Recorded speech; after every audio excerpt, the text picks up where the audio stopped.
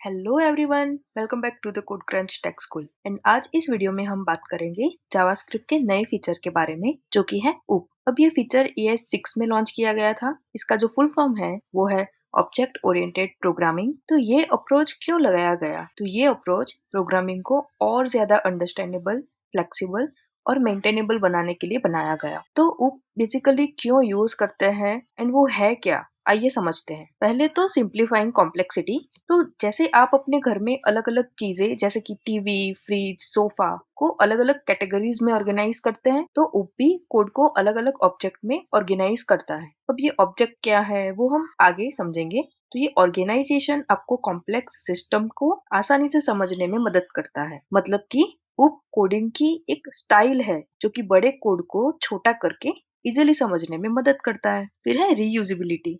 सोचो, अगर आप एक इवेंट प्लानर हो और आपको अलग अलग टाइप्स के इवेंट जैसे कि बर्थडेज, वेडिंग्स या फिर कॉर्पोरेट इवेंट्स प्लान करते हो, तो हर टाइप के इवेंट के लिए कुछ बेसिक रिक्वायरमेंट होती है, जैसे कि डेकोरेशन, फूड एक्सेट्रा। मतलब ये कुछ चीजें हर इवेंट में रीयूजेबल ही रहेगी, सही है ना? तो वैसे ही की हेल्प से हम काफी सारे कोड को मॉड्यूलर कर सकते हैं एंड उसे रीयूजेबल बना सकते हैं, ताकि उसे एक बार लिख के हम बड़े प्रोजेक्ट में उसे बार बार यूज कर सके। इससे कोड ऑर्गेनाइज हो जाता है एंड उसे इजीली मेंटेन एंड डिबग कर सकते हैं। तो ये जो ऊप है वो ज्यादातर react JS, Vue JS, angular JS या फिर नेक्स्ट जेएस ऐसे फ्रेमवर्क्स में यूज होता है। अभी आगे बढ़ते हैं ऑब्जेक्ट ओरिएंटेड प्रोग्रामिंग। तो इस कॉन्सेप्ट को समझने के लिए आपको दो टर्म्स समझना जरूरी है, जिसका नाम है क्लास एंड एक है ऑब्जेक्ट। तो अगर आपको ये दो कॉन्सेप्ट समझ में आ गए तो समझ लीजिए कि आपको 50% उप्स का कॉन्सेप्ट समझ में आ गया। एंड ये जो उप्स का कॉन्सेप्ट है वो जितनी भी हाई लेवल प्रोग्रामिंग लैंग्वेजेस है उन सभी में यूज होती है। तो आइए समझते हैं क्लास एंड ऑब्जेक्ट का मतलब क्या है। तो इसे हम समझते हैं एक ग्राफिकली पिक्चर से।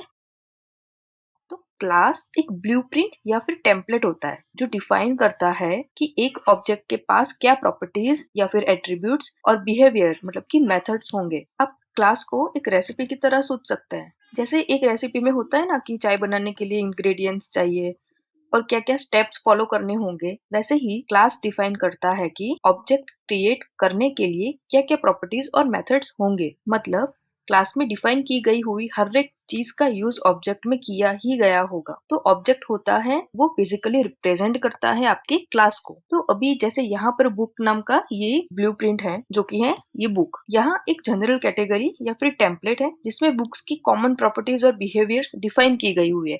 जैसे ये टाइटल है, ऑथर है, ये ISBN नंबर है। तो टाइटल मतलब हर बुक का एक टाइटल होता है जो स्पेसिफाई करता है कि बुक का नाम क्या है। ऑथर तो ये बताता है कि बुक किसने लिखी है। और ये जो ISBN जो कि है इंटरनेशनल स्टैंडर्ड बुक नंबर, जो एक यूनिक आइडेंटिफायर है हर एक बुक के लिए।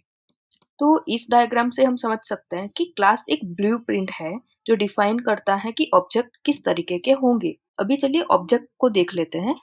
तो ये डायग्राम में हम देख सकते हैं कि कैसे एक specific book object book class का एक इंस्टेंस है जिसमें स्पेसिफिक वैल्यूज असाइन की हुई है, उसकी प्रॉपर्टीज को डिफाइन किया हुआ है। तो क्लास से बनाए गए हर ऑब्जेक्ट में सेम प्रॉपर्टीज और मेथड्स होते ही है जो क्लास में डिफाइन किए गए होंगे, लेकिन हर एक ऑब्जेक्ट के लिए प्रॉपर्टीज की वैल्यू यूनिक है। जैसे कि बुक का नाम अगर है विंग्स ऑफ फायर तो वैल्यू अलग हो सकती है, उसे लिखने वाला राइटर अलग हो सकता है और उसका ISBN नंबर भी अलग हो सकता है। ठीक है, तो इस एग्जाम्पल से आप समझ सकते हैं कि उप में ऑब्जेक्ट्स रियल वर्ल्ड एंटिटीज को रिप्रेजेंट करते हैं और क्लासेस उनके कॉमन स्ट्रक्चर को डिफाइन करते हैं। ये अलाउ करता है प्रोग्रामर्स को रियूजेबल एंड ऑर्गेनाइज्ड कोड लिखने के लिए, तो जिससे कॉम्प्लेक्स सॉफ्टवेयर सिस्टम को मैनेज करना इजी हो जाता है। तो यहाँ पर क्लास के अंदर जब भी प्रोग्रामिंग करते हैं तो हम प्रॉपर्टीज और एट्रीब्यूट्स लेते हैं, जिसे बेसिकली हम कहते हैं कि वेरिएबल्स, जिसके अंदर हम कोई ना कोई वैल्यू स्टोर करते हैं। एंड इन वैल्यूज को हम आगे कैसे काम करना चाहते हैं या फिर हम बोल सकते हैं कि उसको मैनिपुलेट कैसा करना चाहते हैं, तो इसके अंदर हम क्लास के अंदर एक और चीज बनानी पड़ती है जिसे हम कहते हैं मेथड्स। तो जिसके बारे में हम समझते हैं अभी। तो समझते हैं प्रॉपर्टीज एंड मेथड्स। तो जैसे मैंने बताया कि क्लास के अंदर दो चीजें रहती है, एक होती है प्रॉपर्टीज एंड एक है मेथड्स। तो प्रॉपर्टी जैसे मैंने बताया था कि हमारे वेरिएबल्स, तो जैसे मान लीजिए कि हमारा क्लास है वो है कैलकुलेशन एंड इसके अंदर प्रॉपर्टीज है हमारे कुछ वेरिएबल्स, जैसे कि ये लेट A B C लेकिन ये तीनों वेरिएबल्स होते हैं वो कहाँ डिफाइन करने होते हैं, तो वो आपको क्लास के अंदर ही डिफाइन करने होते हैं क्योंकि ये क्लास के ही रिलेटेड है। तो देखिए, अगर इन वेरिएबल में हम कुछ वैल्यूज स्टोर करनी होती है या फिर कुछ कैलकुलेशन करवानी होती है तो इनके लिए हमें यूज करने होते हैं मेथड्स। तो मेथड्स क्या होते हैं? बेसिकली फंक्शंस होते हैं। मान लीजिए हमें एडिशन करना है तो उसके लिए हमने ये सम नाम का फंक्शन क्रिएट कर दिया या फिर बोल सकते हैं सम नाम की मेथड क्रिएट की। तो इस फंक्शन के अंदर हमने क्या किया, जैसे हमने यहाँ पे वेरिएबल लिया था ना सी, जो कि हमने प्रॉपर्टी में डिक्लेयर भी किया है, तो इसके अंदर ये दो वेरिएबल्स का एडिशन हमने किया है जो कि a plus B. And last में जब भी कोई इस फंक्शन को कॉल करेगा या फिर मेथड को कॉल करेगा तब हम रिटर्न करवा दे रहे हैं ये सी की वैल्यू को। तो आप अपनी मेथड के अंदर उन्हीं प्रॉपर्टीज का यूज कर सकते हो जो आपने डिक्लेयर कर रखी है। इसके अलावा आप जो प्रॉपर्टीज अपने एक्स्ट्रा डिफाइन की हुई हो क्लास के बाहर तो वो आप यूज नहीं कर सकते। वैसे ही हमने ये सब मेथड भी क्रिएट की है जिसके अंदर भी यहाँ पे जैसे हम एडिशन करवा रहे हैं वैसे यहाँ पे हम इसका सब्सट्रैक्ट करा रहे हैं और रिटर्न कर रहे हैं सी की वैल्यू को। तो बेसिकली ये जो मेथड्स होती है वो रिप्रेजेंट करती हैं कि आपकी जो क्लास है वो क्या क्या कर सकती है, क्योंकि उसकी वर्किंग होती है वो सारी उसके मेथड्स के अंदर डिफाइन होती है। तो चलिए अब हम देख लेते हैं कि क्लास कैसे क्रिएट करते हैं एंड उसके अंदर मेथड्स कैसे डिफाइन करते हैं एंड प्रॉपर्टीज कैसे यूज कर सकते हैं। तो चलिए चलते हैं हमारे VS कोड में। यहाँ पे मैंने oops.js करके एक फाइल क्रिएट की हुई है।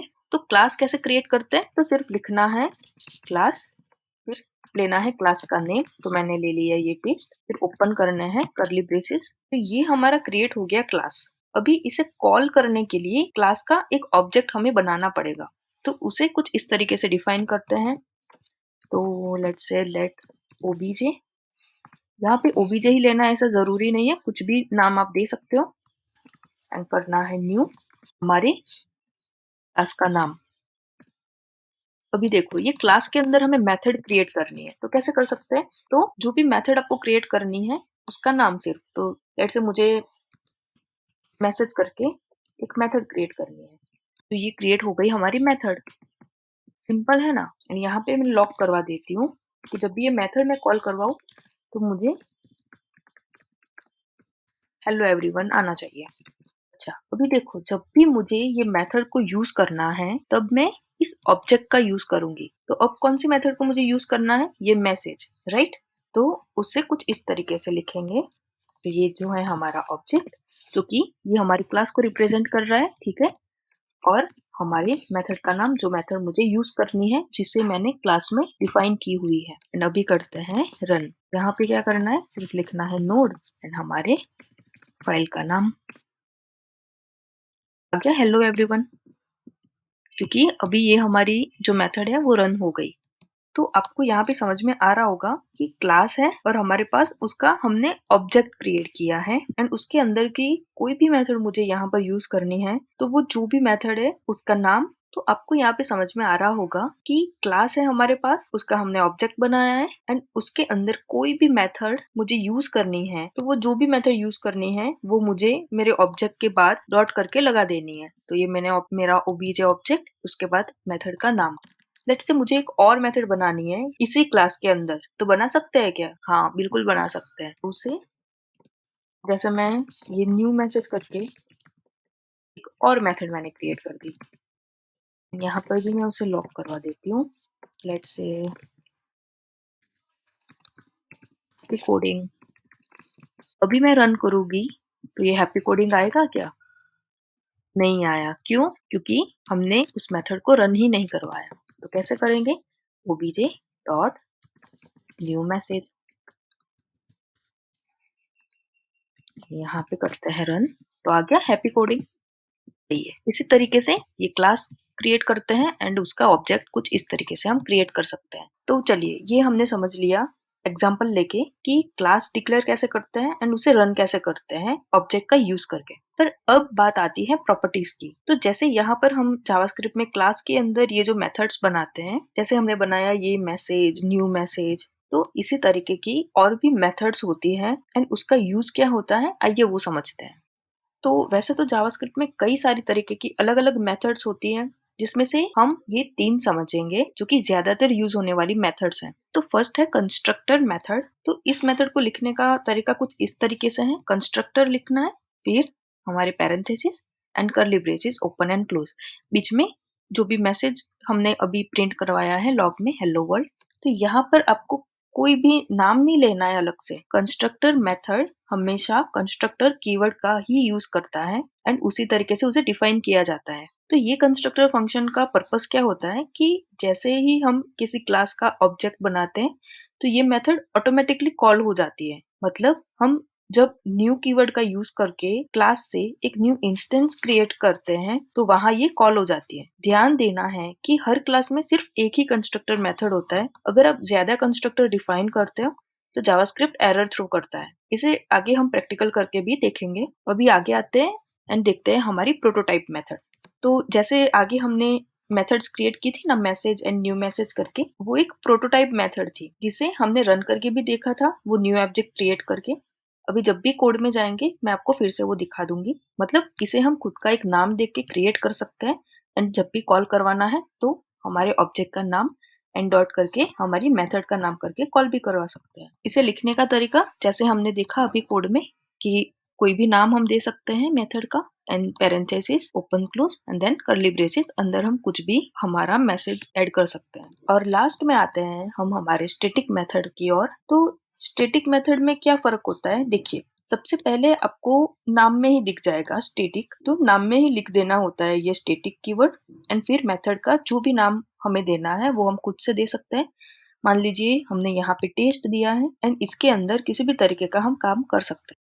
ये जो स्टैटिक मेथड है उसको हेल्पर फंक्शन के रूप में भी यूज किया जा सकता है, जो स्पेसिफिक टास्क परफॉर्म करते हैं एंड उनको कॉल करने के लिए हमें ऑब्जेक्ट बनाने की जरूरत भी नहीं पड़ती। उसे हम क्लास का नाम यूज करके कॉल कर सकते हैं। बस यही उसको इन दोनों मेथड से डिफरेंशिएट करता है। लिखने का तरीका क्या है, स्टैटिक कीवर्ड ऐड करना है, नाम हमें जो भी देना है वो दे सकते हैं एंड अंदर जो भी मैसेज प्रिंट करवाना है या फिर जो भी काम करना है वो कर सकते हैं। अभी करते हैं इन तीनों का प्रैक्टिकल। तो चलिए चलते हैं हमारे VS स्टूडियो कोड में।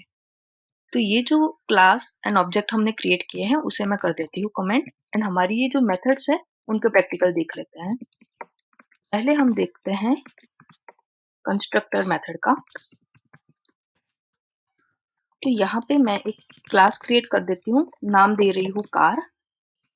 तो ये क्रिएट हो गया हमारा क्लास। अभी क्लास बनाया है तो उसका ऑब्जेक्ट भी बनाना पड़ेगा। ऑब्जेक्ट मैं बना देती हूँ माई कार, न्यू एंड हमारे क्लास का नाम दिए। तो इसमें देखते हैं कि कंस्ट्रक्टर मेथड कैसे वर्क करता है। तो उसके लिए हमें जाना है ये क्लास के अंदर एंड लिखना है सिर्फ कंस्ट्रक्टर, ये कर्ली ब्रेसेस ओपन क्लोज। अभी ये कंस्ट्रक्टर कैसे कॉल होगा, तो यहाँ हमने एक ऑब्जेक्ट बनाया है तो ये ऑब्जेक्ट ऑटोमेटिकली कॉल हो जाएगा। अभी जब भी ये कॉल हो तो हम चाहते हैं कि कंसोल में कुछ प्रिंट हो जाए। तो चलिए लिखते हैं लॉग, लेट्स से मुझे लिखना है कि कंस्ट्रक्टर कॉल्ड। अभी करते हैं हम रन।